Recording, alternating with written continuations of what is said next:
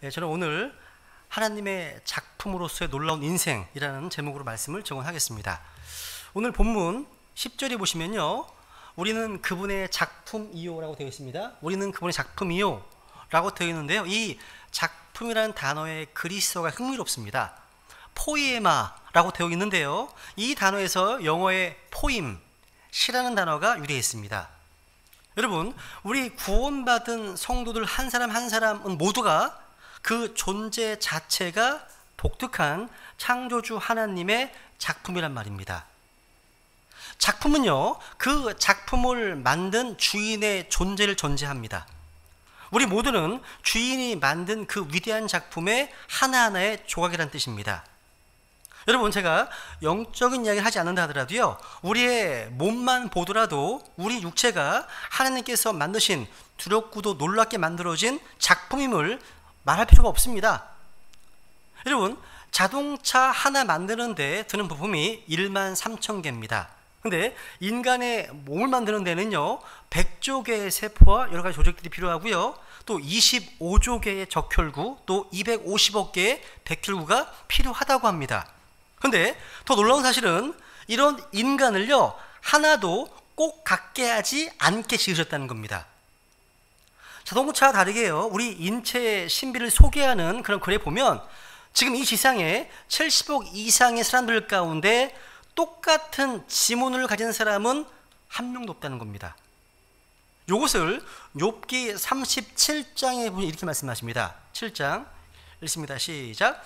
그분께서 눈에게 이르시기를 너는 땅 위에 있으라 하시며 자신의 힘에서 나오는 적은 비와 큰 비에게도 그와 같이 하시니라. 그분께서는 모든 사람의 손을 봉하사 모든 사람이 자신의 일을 하게 하시니라 되어 있네요. 여기 보시면 눈, 비, 강설량, 강우량 하나님께서 정하시는 겁니다. 그리고 눈송이 가운데, 그 많은 눈송이 가운데 동일한 모양은 하나도 없습니다. 다 달라요. 마찬가지로 모든 사람의 손을 다 봉하셨습니다. 지문이 다 다른 거예요. 왜 그렇습니까? 이것은 하나님께서 하신 일을 알게 하기 위해서, 다 알게 하기 위해서요. 그러니까 지문 검시를 통해서 범인 색출이 가능한 거 이 이유 때문입니다. 가능하잖아요. 하나님께서는 우리 모두를 독특하게 다른 작품으로 만드셨습니다. 그래서 우리가 하나님께서 기대하시는 그런 인생을 살기를 원하신다는 거죠. 근데 문제는, 그렇다면 우리가 어떻게 하나님의 작품으로서의 인생을 살아갈 수 있단 말일까요? 그러한 삶을 사는 비결이 무엇인지 제가 3가지 정리해 봤는데요, 오늘은 첫 번째만 할 겁니다. 다음 주에 2번째, 3번째를 하겠습니다. 우선 첫 번째, 구원의 선물을 받으셔야 됩니다. 성경은 인간이요, 하나님의 작품으로 하나님께서 만드신 존재라고 가르칩니다. 욥기에서만 좀 몇 구절을 확인해 볼게요. 욥기에서만, 욥기 10장 8절 9절 읽습니다. 시작.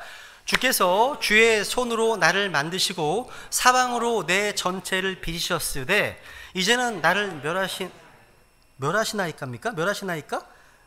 주께서 나를 진흙처럼 만드셨거늘 멸하시나이다입니다. 붙여놓기를 잘못했습니다. 다시 제가 보겠습니다. 나를 멸하시나이다. 주께서 나를 진흙처럼 만드셨거늘 간청하오니 기억하옵소서. 다시 흙으로 데려가려 하시나이까 되어 있습니다. 주의 손으로 만드셨습니다. 그리고 사방으로 내 전체를 fashioned, 빚으셨습니다. 내 눈의 크기, 코의 모습, 입의 모습, 모든 걸 다 주님께서 빚으셨답니다. 이런 말씀을 본다면 성형수술은 별로 바람직하지 않은 거네요. 하나님이 빚으셨으니까. 그리고 욥기 31장 15절에 보시면 나를 태 속에 만드신 분이 그도 만들지 아니하셨느냐? 한 분이 우리를 태 속에 짓지 아니하셨느냐? 말씀하시네요. 어머니의 태 속에서 우리를 지으셨습니다. 만드셨습니다. 말씀하시네요. 그리고 하나님의 영께서 나를 만드셨다 하시네요. 근데 이렇게 주님께서 자신의 손으로 만드시고 하나님의 영께서 우리 인간을 만드셨음에도 불구하고 우리 인간이 삶을 살아가는 모습은 정말 참담하게 그지 없습니다. 이 세상이 돌아가는 꼬락서니를 봐도 폭력과 소도마이트, 성적 타락 등을 비롯해서 죄가 넘치고 넘쳐서 미쳐 들어가는 것처럼 보입니다. 또 사람들이요, 아무리 정의를 이야기하고 공의를 이야기하는 할지라도요, 실제로는 성경 말씀대로 하느님의 공의가 땅에 쓰러져 있는 것처럼 그런 현실을 지금 보게 되지 않습니까? 왜 이렇게 됐을까요? 왜? 그 이유를 설명하는 성경의 교리가 바로 타락의 교리입니다. 창세기 3장에서 우리 조상 아담의 죄로 말미암아 인간의 타락이 하나님의 형상대로 지음받은 인간의 존엄성과 아름다움을 상실하게 된 겁니다. 그 죄로 인해서 죽음과 지옥을 향해 가는 존재로 되었습니다. 그렇기 때문에 우리 인간에게 절대적으로 필요한 것은 구원입니다. 구원이에요. 이 구원은 다른 말로 말하면 회복입니다. 회복이에요. 그러니까 구원받는 것은요, 인간 본연의 모습을 회복하는 첫 걸음인 것입니다.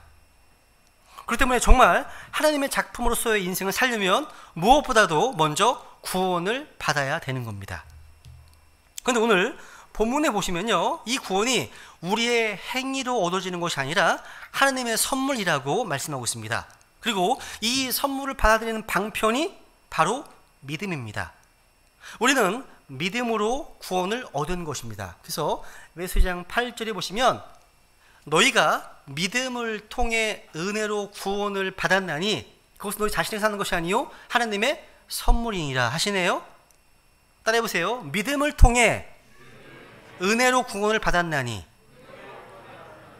이것은요, 신약 교회에서 선포하는 구원의 교리에 있어서 절대 기준이 되는 겁니다. 절대 기준입니다. 믿음을 통해 은혜로 구원을 받는 것 이외에 그 어떤 구원의 교리도 다 거짓입니다. 거짓입니다. 믿음과 더불어서 뭔가 플러스 알파를 가리킨다면 그것은 이단교리입니다. 믿음 플러스 세례, 침례, 율법을 지켜야 된다, 선한 일을 해야 된다, 이런 거 다 저주받을 다른 복음입니다. 갈라디아서 1장에 보시면 저주를 두 번 반복합니다. 그래서 읽겠습니다. 시작. 그러나 우리나 혹은 하늘로부터 온 천사라도 우리가 너희에게 선포한 복음 외에 어떤 다른 복음을 너희에게 선포하면 그는 저주를 받을지어다. 우리가 전에 말한 것 같이 내가 지금 다시 말하노니 만일 어떤 사람이 너희가 받아들인 것 외에 어떤 다른 복음을 너희에게 선포하면 그는 저주를 받을지어다 하시네요. 여러분, 초대 교회 때부터 교회 안에는요, 갖가지 이단 교리, 거짓 교리들이 침투해서 믿음을 통해 은혜로 받는 구원이라는 진리를 왜곡했고 부패시켰습니다. 지금 말할 필요도 없습니다. 더 심하니까요. 여러분, 우리가 어떻게 구원받았습니까? 믿음을 통해 하나님의 은혜로 구원을 받았습니다. 이게 전부예요. 갈보리 십자가에 나타난 구원의 은혜는요, 우리가 믿음을 통해서 받을 수 있습니다. 믿음을 통해서만. 그러니까 하나님의 은혜는 모든 사람이 나타났습니다. 하지만 그걸 믿지 않으면 아무런 소용이 없는 거예요. 없는 겁니다. 여러분, 믿음은요, 공로나 행위가 아닙니다. 믿음은요, 하나님께서 구원하시는 손길, 그 하나님의 구원하시는 손길을 받아들이는 우리의 반응입니다. 우리의 반응인 거예요. 물에 빠진 사람이요, 살 길이 없잖아요. 사람 살려 소리치면 구조대원이 내민 손을 잡는 것, 이게 믿음이에요. 믿음입니다. 그래서 구조대원의 내민 손을 잡는 것이 무슨 공로입니까? 이게 업적입니까? 그것은 구원자의 은혜에 반응하는 절박한 응답 아닙니까? 그래서 복음 전할 때 믿으신다면 제 손을 잡으라고 얘기하는 거예요. 믿음의 반응이거든요. 이게요. 반응인 겁니다. 자, 여러분, 이렇게 이 구원을요, 하나님의 선물이라고 말씀하시면서 9절에 보시면 이것은 행위에서 나는 것이 아니다. 그래서 아무도 자랑할 수가 없다 하십니다. 그러니까 예수 그리스도를 믿음으로 구원받는 순간에, 그 순간 우리가 하나님의 작품으로서 새로운 인생으로 회복되는 새 창조의 시작이라는 겁니다. 그래서 고린도 후서 5장 17절에 보시면 말씀처럼요, 그리스도 안에 있게 돼서 우리는 새로운 창조물이 된 거예요. 그것을 오늘 본문 10절에서는 우리가 그분의 작품이라고 이렇게 말하는 겁니다. 그래서 오늘 여기에 참석하신 분들 가운데 아직 이 놀라운 구원을 경험하지 못한 분이 계시다면 복음의 말씀 그대로 우리의 죄들로 인해서 십자가에 피 흘려 죽으시고 사흘 만에 부활하신, 그래서 우리의 죄 문제를 다 해결해 놓으신 예수 그리스도를 믿음으로 발미암아 이 선물을 받으시면 되는 겁니다. 그것이 하나님의 작품으로서 우리 인생 창조의 새로운 시작인 겁니다. 새로운 시작인 거예요. 근데 여러분, 우리가 받은 이 구원은요, 우리의 인생에 있어서요, 정말 엄청난 놀라운 신분 상승의 은혜를 주신 것임을 기억해야 됩니다. 전 다시 한번 복음의 진리를 좀 강조하고 싶습니다. 오늘 본문에 보시면요, 두 개의 포지션, 두 개의 스탠딩, 두 개의 위치가 극명하게 대조되어 있습니다. 에베소 2장에서 가장 중요한 구절은 5절과 6절입니다. 한번 읽겠습니다. 시작. 심지어 우리가 죄들 가운데 죽었을 때 우리를 그리스도와 함께 살리셨고 너희가 은혜로 구원을 받았느니라. 또 함께 일으키사 그리스도 예수님 안에서 우리를 하늘의 처소들에 함께 앉히셨으니 되어 있네요. 여기서 바울의 핵심이 뭡니까? 우리가 그리스도 예수님 안에서 하늘의 처소들에 함께 앉히셨다는 겁니다. 이것은요, 우리가요, 예수 그리스도를 자신의 구주와 주님으로 믿어서 구원받게 되었을 때, 그때 얻게 되는 그리스도 안에서의 영적인 위치를, 그 지위를 잘 보여주는 겁니다. 에베소 1장에 보시면요, 우리가 구원받게 되면 하늘에 속한 모든 영적인 복으로 복을 받습니다. 그 내용을 얘기하고 있습니다. 그런데 2장에 오니까 한 걸음 더 나아가서 우리가 이 놀라운 복을 받았을 뿐만 아니라 그리스도 안에서 얼마나 어마어마한 영적인 위치를 소유하게 되었는가, 그걸 다루고 있다는 거예요. 어마어마한 위치. 그래서 에베소 2장에서는요, 예수님을 믿기 이전의 우리의 위치와 예수님을 믿고 난 후 우리가 얻게 된 새로운 위치, 이 위치를 날카롭게 대조하고 있습니다. 그래서 예수님 만나기 전에 어떤 BC와 만난 이후의 AD가 생생하게 대조되어 있는 겁니다. 그럼 우리가 예수님 만나기 전의 위치는 어떠하겠습니까? 지난주 설교를 떠올리시면서 한번 다시 정리해 보겠습니다. 여러분, 예수님을 만나기 이전에 우리의 위치가 1절 3절까지 잘 묘사되어 있습니다. 세 가지로 묘사되어 있었죠. 우리가 예수님을 믿기 전에는요, 범법과 죄들 가운데 죽어 있었습니다. 둘째로 우리는 영적으로 세상과 육신과 마귀라고 하는 세 가지 원수의 지배 아래 있었습니다. 세 번째로 우리는 성경 보시면 불순종의 자녀들이었습니다. 또 진노의 자녀들이었다고 말씀하고 있습니다. 요한복음 3장 36절에 보시면요, 아들을 믿는 자에게는 영존하는 생명이 있고 아들을 믿지 않는 자는 생명을 보지 못하며 도리어 하나님의 진노가 그 위에 머물러 있느니라 말씀하십니다. 그러니까 우리가 예수 그리스도를 믿음으로 다시 태어나지 않는 자들, 거듭나지 못한 자들은요, 다 모두가 다 불순종의 자녀들이고 진노의 자녀들입니다. 그래서 믿지 않는 자들은요, 믿음으로 구원받아서 자신의 출생을 바꾸지 않는 이상 진노의 자녀들입니다. 벗어날 수 없습니다. 그러니까 진노의 자녀들 위에 있는 하나님의 진노에서 벗어날 수 있는 유일한 방법은 복음을 통해서, 오직 믿음을 통해서 다시 태어나야만 가능한 겁니다. 구원받아야만 가능하다는 사실이에요. 이것은요, 행위의 문제가 아니라 출생의 문제입니다. 출생의 문제예요. 생명의 문제라는 거죠.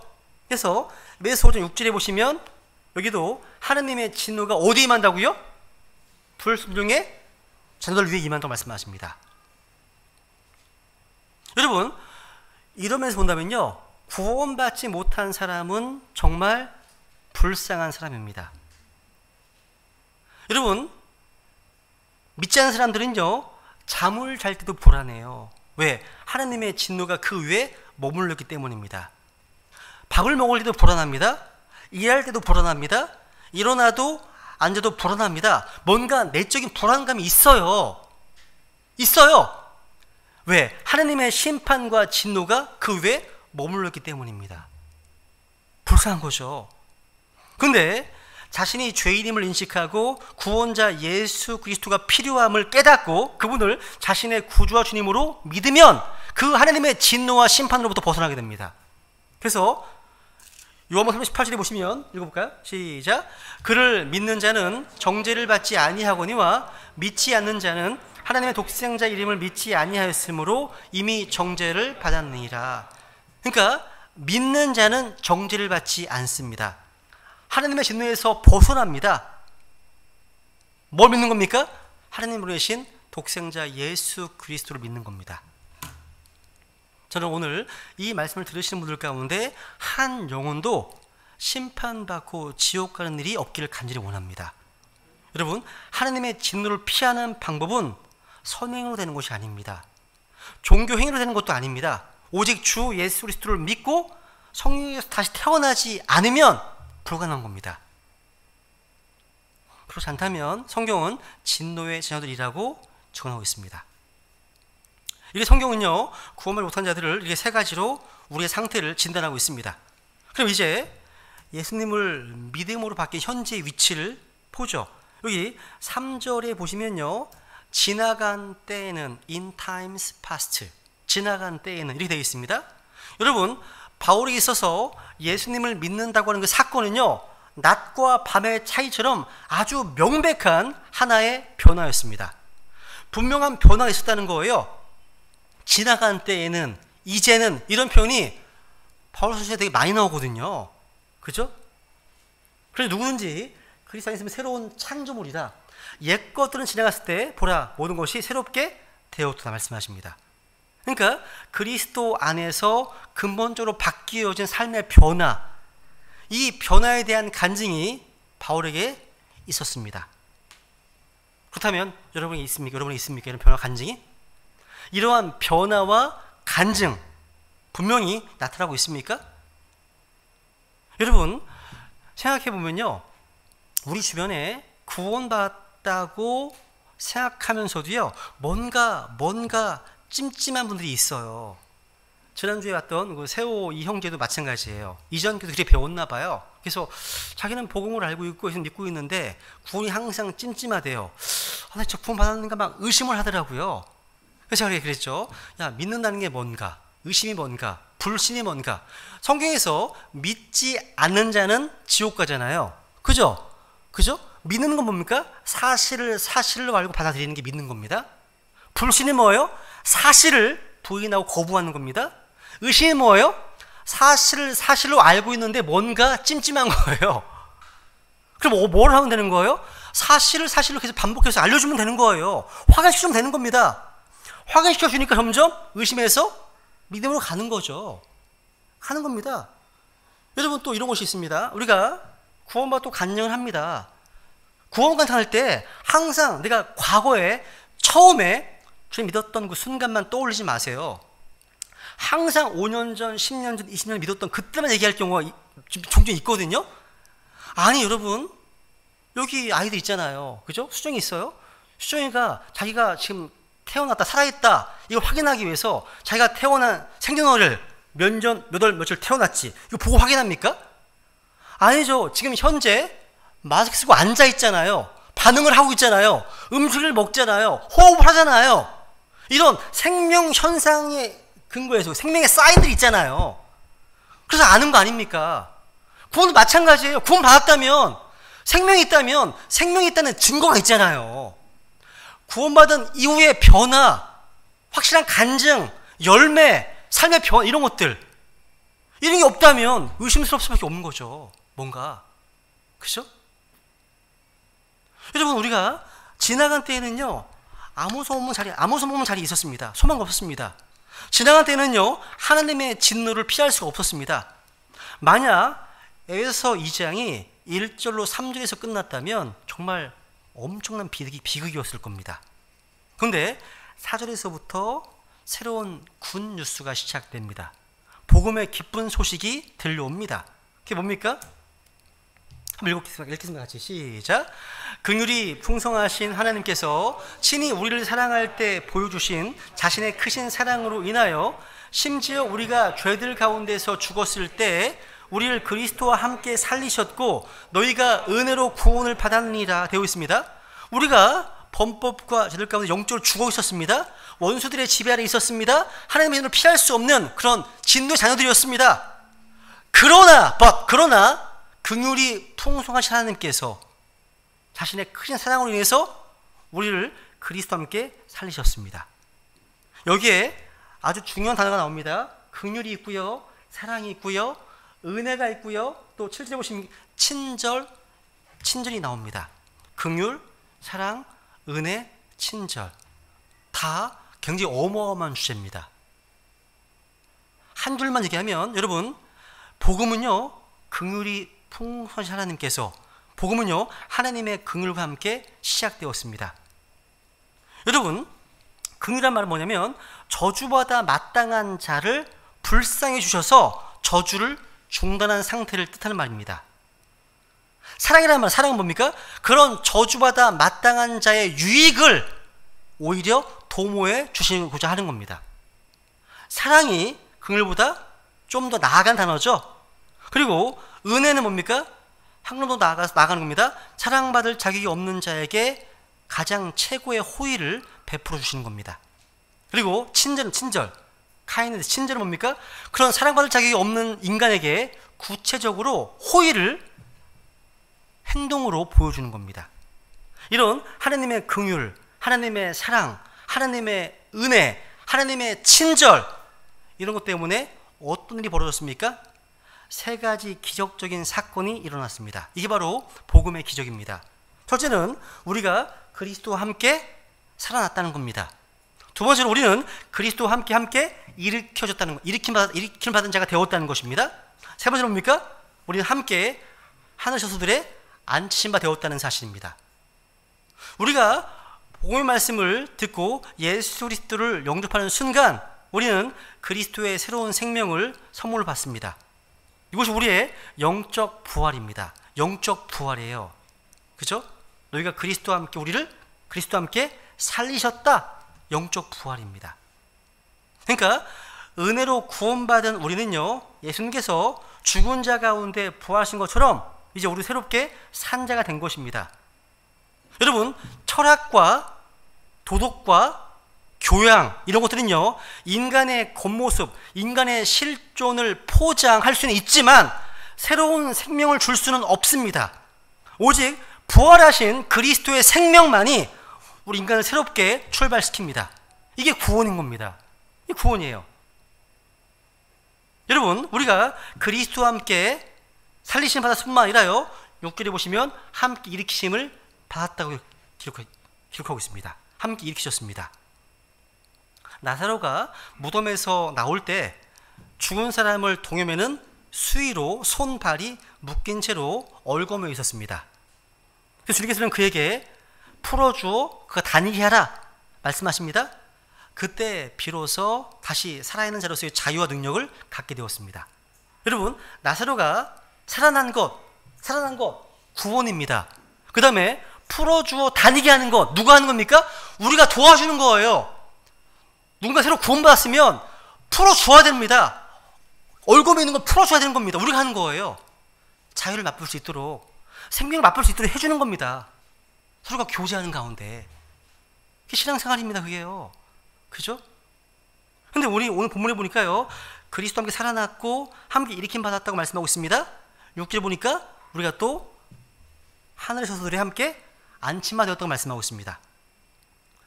조금 한번 어려운 얘기를 해보겠습니다. 여러분, 예수님께서 십자가에서 우리의 죄를 담당하시고 피 흘려 죽으셨습니다. 그리고 묻힘 받으셨습니다. 그러다가 사흘 만에 다시 그분은 부활하셨습니다. 그리고 승천하셨습니다. 그리고 하나님의 왕좌 우편에 앉으셨습니다. 맞죠? 이것은 예수 그리스도의 역사적 실제 사건입니다. 그죠? 근데 여러분, 지금 여러분과 제가 예수님 믿는다는 것은 뭡니까? 어디에 계신 예수 믿는 겁니까? 어디에 계신 분? 부활 승천하셔서 하나님의 왕좌 우편에 앉아 계신 그분을 믿는 겁니다. 우리가 믿는 순간 나는 이 땅에 살지만 하나님 우편에 계신 예수 그리스도와 연결돼요. 그러니까 믿음을 통해서 나는 그리스도 안에 거하게 됩니다. 누구든지 예수 믿는 순간 그리스도 안에 들어갑니다. 근데 그 그리스도 어디 계십니까? 하나님 왕좌 우편에 계시잖아요. 그러면 지금 우리가 어디에 있는 겁니까? 하늘 저수들에 함께 앉힌 바 된 겁니다. 그러니까 육신은 이 땅에 살고 있지만 영적으로 말하자면 우리는 하나님의 왕자 우편에 계시는 그리스도 안에 있습니다. 이것이 우리의 영적인 위치라는 겁니다. 위치. 우리는요, 죽은 일이 아직 없어요. 부활의 일도 아직 없습니다. 승천도 아직 없습니다. 우리는 하나님의 왕자 우편에 앉은 일도 없습니다. 근데 예수님께서 죽으시고 묻히시고 부활하시고 승천하시고 하나님의 왕자 우편에 앉으셨습니다. 이것은 예수님만이 경험하신 예수 그리스도의 역사 사건 경험입니다. 그런데 우리가 그 예수님을 믿고 영접하는 순간 그리스도 안에 들어가면 말미암아 그분이 과거에 죽으셨을 때 나도 과거에 죽은 것이고, 그분이 묻히셨을 때 나도 그분과 함께 묻힌 것이고, 그분이 살아나셨을 때 나도 함께 살아난 것이고, 그분이 하나님의 우편에 앉으셨을 때 나도 그분과 함께 안침받은 겁니다. 이게 그리스도와 연합입니다. 그러니까 그분이 죽으신 것은 나를 위해서이고, 그분이 장사시신 것도 나를 위해서인 것이고요, 그분이 부활 승천하신 것도 나를 위해 하신 것입니다. 이렇게 우리는요, 그리스도와 함께 죽었고, 그리스도와 함께 묻혔고, 그리스도와 함께 다시 일어나 받았습니다. 로마서 6장에 보세요. 6장 한번 읽어볼까요? 시작. 그러므로 우리가 죽음 안으로 침례를 받아 그분과 함께 묻혔나니 이것은 그리스도께서 아버지 영광을 힘입어 죽은 자들로부터 일으켜진 것 같이 우리도 생명의 새로움 속에서 걷게 하려 함이라. 만일 우리가 그분의 죽은 것 같은 모양으로 함께 심겼으면 또한 그분의 부활 같은 모양으로 되리라. 그 다음, 만일 이제 우리가 그리스도와 함께 죽었으면 또한 그분과 함께 살 줄을 믿노니. 여러분, 죄와 범법으로 죽었던 우리는요, 모두가 다 그리스도와 함께 십자가에 못 박혔습니다. 그리고 부활이요 생명이신 예수 그리스도를 통해서 우리는 영원한 생명을 얻었습니다. 새로운 생명을요. 이것이 바로 함께 살리고 함께 일으키시고라는 의미입니다.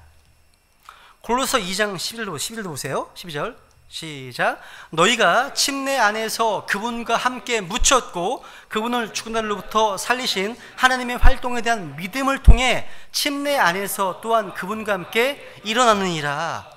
우리는 그분과 함께 죽었고 함께 묻혔고 함께 일어났고 함께 하늘에 안친 바 되었습니다. 이것은 너무나 위대한 진리이고 실제 사실입니다. 진리예요, 진리. 그러니까 여러분, 그리스도 안에 있는 저 여러분은요, 그리스도께서 행하신 모든 일이 우리 자신의 것임을 고백할 수 있습니다. 그리스도의 죽으심, 묻히심, 부활하심, 승천하심, 왕좌에 앉으신 것 등 다 그리스도 안에서 우리와 함께 된 일입니다. 이제 말씀 마무리합니다. 그래서 우리는요, 바울과 함께 이렇게 고백할 수 있습니다. 이렇게요. 이렇게 마지막 구절입니다. 시작. 우리의 생활 방식은 하늘에 있으며 거기로부터 또한 우리가 구원자 예수 그리스도를 기다리노니. 우리의 생활 방식 어디 있습니까? 하늘에 있답니다. 여러분, 우리가 예수 그리스도를 믿음으로 우리가 하늘에 속한 하나님의 아들들이 된 것을 알고 확신하십니까? 이것이 엄청난 특권임을 감사하십니까? 이게 얼마나 위대한 위치입니까? 그죠? 더 이상 부러워해야 될 지위가 없습니다. 이 위치가요. 누가 이 놀라운 특권과 은혜를 주셨습니까? 우리에게요. 바로 주 예수님이십니다. 우리는 주 예수님께 커다란 빚을 진 겁니다. 그 빚을 조금이나마 갚기 위해서 주님 앞에 경비도 드리고 복음도 증언하고 서로 또 교회를 세우고 하는 거 아니겠습니까? 그죠? 찬송 가사대로 주 예수보다 더 귀한 것은 없네. 이 가사처럼요, 우리 주님과 바꿀 수 있는 것이 이 땅에 없는 겁니다. 그죠? 우리 오늘 이 시간 들으신 말씀을 좀 기억하시면서요, 믿는 성도들이요, 그리스도 안에서 주님과 연합된 자로서 하늘 서술에 안침받는 놀라운 신분 상승을 주신 주님께 감사와 찬양을 드리고, 우리 남은 삶이요, 이 신분에 걸맞는 삶으로 하나님께 영광 돌리겠다고 결단하면서 우리 주님 앞에 은혜를 구하겠습니다. 기도하시겠습니다.